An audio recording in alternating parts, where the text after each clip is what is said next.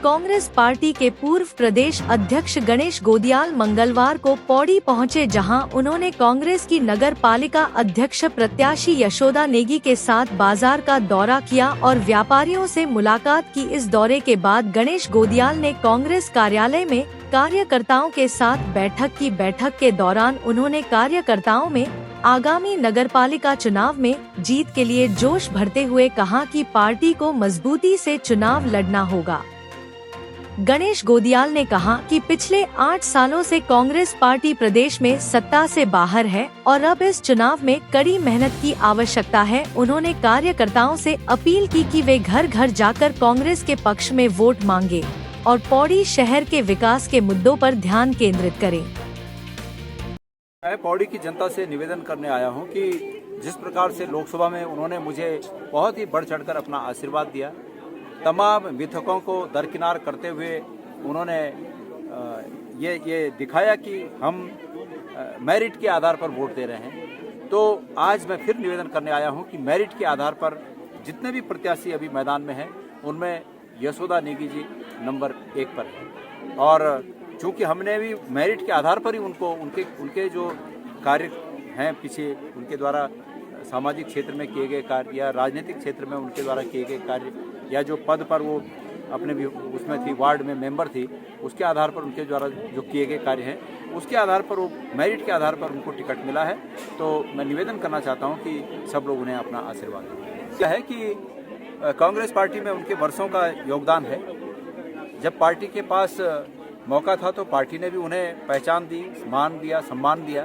तो आज ऐसे मौके पर कि जब टिकट सिर्फ इसलिए कि टिकट उन्हें नहीं मिला, किसी और को मिला, पार्टी को छोड़कर चले जाना ये पार्टी को तो कमज़ोर करता ही है, लेकिन उनकी विश्वसनीयता भी संदेह के घेरे में जनता की नज़र में आती है। जनता ये समझती है कि भाई कांग्रेस पार्टी ने सब कुछ मान सम्मान दिया और उसके बाद आज टिकट न मिलने के एवज में दूसरी पार्टी में चले जाना, ये उनकी विश्वसनीयता पर भी बड़ा प्रश्न चिन्ह होता है। इसलिए जो हुआ अभी भी मैं उनसे निवेदन करता हूं कि वो वापस आए और पार्टी के प्रत्याशी को जिताने के लिए काम करें। ये निश्चित रूप में हमारे लिए एक अपॉर्चुनिटी है, मौका है, मैं इसको इस रूप में देखता हूं। लेकिन बात यहां तक नहीं है, बात नैतिकता की है। मैं बीजेपी के एक प्रत्याशी जो कि दमखम से चुनाव लड़ने की बात कर रहे हैं कि मैं दमखम से चुनाव लड़ूंगा, बीजेपी को हराऊंगा, कल तक वो बीजेपी को जिताने की बात करते थे, आज वो बीजेपी को हराने की बात कर रहे हैं। इससे पहले वो कांग्रेस को जिताने की बात करते थे, फिर कांग्रेस को हराने की बात करते। क्या है लोगों की नैतिकता? तो मैं पौड़ी की जनता से निवेदन करना चाहता हूं कि इस बात को बारीकी से नजर रखें कि ऐसे लोगों को जो कल तक अपने दल को जिताने की बात करते थे और आज अपने दल को हराने की बात करते हैं, ऐसे लोगों पर विशेष रूप से वो नजर रखें। और उनके यही मौका है लोकतंत्र में कि लोकतंत्र में ऐसे लोगों को सबक सिखाया जाना बहुत आवश्यक है।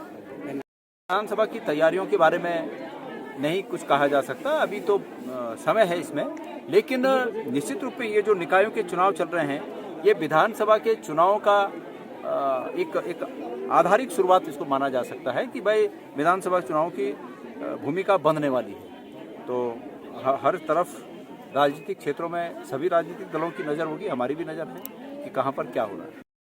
इस बार ठीक है, महिलाओं को भी मौका मिलना चाहिए। यहाँ पे शौचालय की, टॉयलेट की और बाकी कूड़ादान चाहिए, बड़ा कूड़ा फालतू में पड़ा था, साइडों में पड़ा रहता है। तरीके तो सब कुछ ठीक है। अब यहाँ के वार्ड मेंबर देखेगा, बाकी चीज़ नगर पालिका वाले देखेंगे। अब इसलिए तो नया बना रहे हैं। यहाँ पे काम सही था, कितना जी करेगा ठीक है, जनता को भी देखना चाहिए। अब पुराने वाले कोई कूड़ादान लगा रहे, कोई गिरा दे रहे हैं दाएं बाएं, तो वो भी ठीक गलत बात है। क्या पड़ेगा अभी कुछ, अब ऐसे क्या बोलना, ओपन ले जाएगा, जीत के लिए जाएगा वो। तो लाइट, बड़ी लाइट लग चुकी है यहाँ पे, ठीक है ना होने से तो कुछ ठीक तो है, हो तो रहा कुछ लाभ ठीक है। संडे मार्केट का भी सही है, खुश है, ठीक है। जनता के साथ, जनता की सुने और काम करें अपना, इसके लिए जिताया जा रहा है उनको। किस मुद्दे में जनता को यही मैसेज है कि सही से चुनिए जो उम्मीदवार होगा, वार्ड मेंबर हो चाहे अध्यक्ष हो। वार्ड तो मसूरी से बच्चा है वैसे देखिए जाए तो, लेकिन पर्यटक को खींचना पड़ेगा, तभी जाकर कुछ बेरोजगारी कम होगी शहर की। अगर पर्यटक अपनी तरफ खींचना है तो ये वन वे इधर करना चाहिए, आप जाते जाने वाले बंदे इधर से जाए, वन वे कर दे एक तरफ से, तभी कुछ हो सके इधर शहर का। मिलेगा गाड़ी आएंगे तो पर्यटक आएंगे, गाड़ी इधर से रोड से चलेंगी, व्यापार में तो पड़ेगा फर्क। क्या नाम आपका? सूरज रावत। मैं गोदियाल जी का बहुत बहुत धन्यवाद करती हूँ कि उन्होंने अपना अमूल्य समय जो है निकाल कर यहाँ पर आए और अपनी छोटी बहन को दिया है। उनका मैं धन्यवाद करूँगी और ये मैसेज मैं देना चाहूँगी कि गोदियाल जी एक स्वच्छ और स्पष्ट छवि के व्यक्ति हैं और जिस प्रकार से हर जन जन के मुँह पे, हर जन जन की जुबान पे उनका नाम है, उसी प्रकार से जो है लोग उनको बहुत अच्छाई के रूप में देखते हैं। और आज यहाँ पर आए और इतने लोग, इतनी भीड़ यहाँ पर इकट्ठा है और सब लोग लालायित हैं, तरस रहे हैं उनकी आवाज़ सुनने के लिए, उनके भाषण सुनने के लिए लोग तरसते हैं कि कब गोदियाल जी आएंगे और कब जो है हमारे सामने कुछ बोलेंगे। तो आज इसी प्रकार का कुछ माहौल यहाँ पे बना हुआ है, बहुत अच्छा माहौल बनाया हुआ है और मैं अपना बहुत ही सौभाग्य समझती हूँ कि आज उन्होंने यहाँ पर मेरे लिए थोड़ा सा समय निकाला। जी, नाराज़गी तो अब स्वाभाविक है कि क्योंकि वो भी टिकट के दौड़ में थे और हम भी टिकट के दौड़ में थे और ये भी स्वाभाविक है कि 6 लोगों में से एक ही को टिकट मिलना था।